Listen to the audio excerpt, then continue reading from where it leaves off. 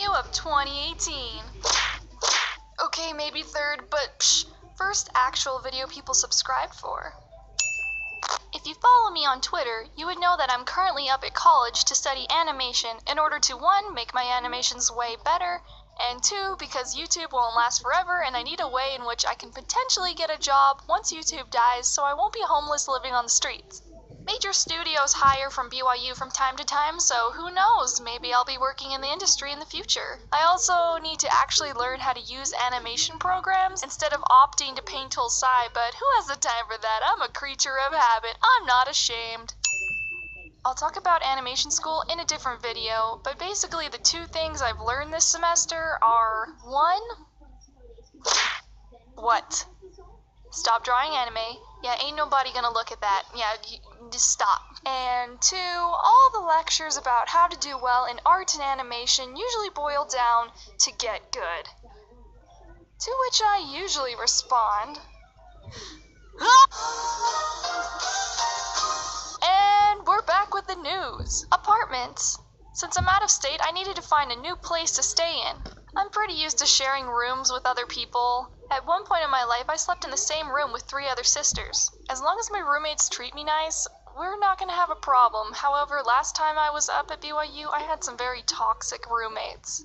I saw on Facebook that they're still there this semester, and I don't want to live with them, so I had to find a new place. But some of the apartments have the strangest layouts I've ever seen. Here are some highlights of what I saw. The first place seemed good until I realized it had no parking. As a college student, I need a place to park my car. So why is it that they have no parking? Because the apartments are on a huge grass lot. Their claim to fame was how rich and luxurious their grass was. What the heck are college students supposed to use that grass for? Pets? No, pets aren't allowed. Events? No, you aren't allowed to host any events there. It was too expensive anyways. If you're gonna charge that much, at least have some form of parking. I was not willing to walk a mile just to park my car. The next apartment I almost got, but thank goodness I didn't. Right before I signed the contract, I noticed something a little strange in the images provided for the unit. The shower was inside your room, like across from your bed. In order to get outside of the shower, you had to walk on the carpet. It's like they thought, we could make a quick buck by turning this closet into a shower. What could possibly go wrong? I'm sorry, do you not understand how mold works?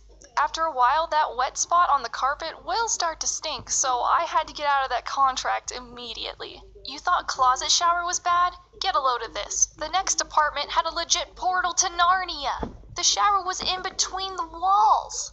Same as before, I was not going to be held responsible for a moldy carpet. Also, the fact that your roommate can watch you shower would probably make me never want to shower. What if she had friends over and I didn't know? Or what if you both wanted to take a shower at the same time? The problem with these apartments is that the shower was an afterthought. And if something like a shower is an afterthought, then what else in the apartment was scrambled together just to make a quick buck? The last apartment I'm going to talk about is the most ridiculous of the bunch. This apartment looks all fancy and plush on the inside, but secretly it's a hole of torture. I can't tell you how many people want so badly to get out of their contracts from this place. The parking spaces are put so close together that if your car wheel is on anywhere on the line, your car will be towed. They hide all these little fees in the price once you get a contract, and when you check out of the apartment, if there is any speck of dust or water on your counter, you'll get fined. No, it's not cleaned enough. But I scrubbed the sink for hours. Yeah, but did you see, that? What? The drop. Yeah. This is not clean. The apartment I ended up getting has been pretty great. I have plenty of space for my equipment despite having to share a room. There are normal bathrooms, and my roommates are pretty chill. It does have its flaws though. On the first night, I was just trying to get into bed when all of a sudden, I slammed my shin into a cinder block holding it up. That thing was super sharp. It literally took a chunk of flesh out of my leg. I took another look at my contract and found that apparently they will fine you $45 per cinder block if they find them in your room. Huh. Well, that's oddly specific.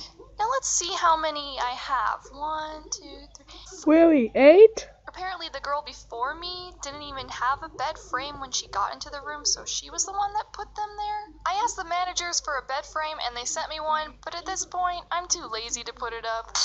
And besides, I don't want to have to move those cinder blocks. That requires effort. Next girl that rents the place, sorry, but now this is your problem. Hopefully they don't fine me for it, though. Everything was going good with the apartment until one night, towards the end of the semester, this happened.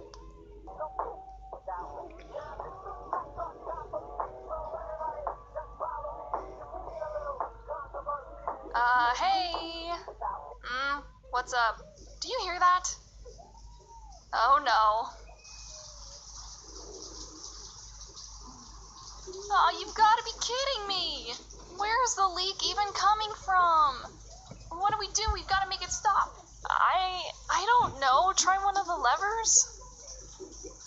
So my apartment kind of flooded, but luckily it wasn't our fault. The apartment above us had turned on their washing machine, and there was a problem with their pipes, so it started to flood.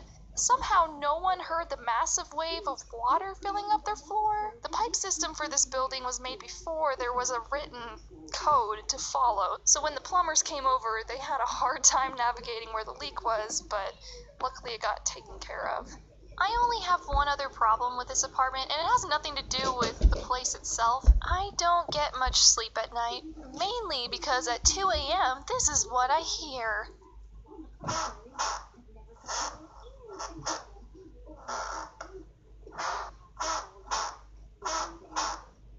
Someone likes to freaking exercise at 2 a.m. in the morning.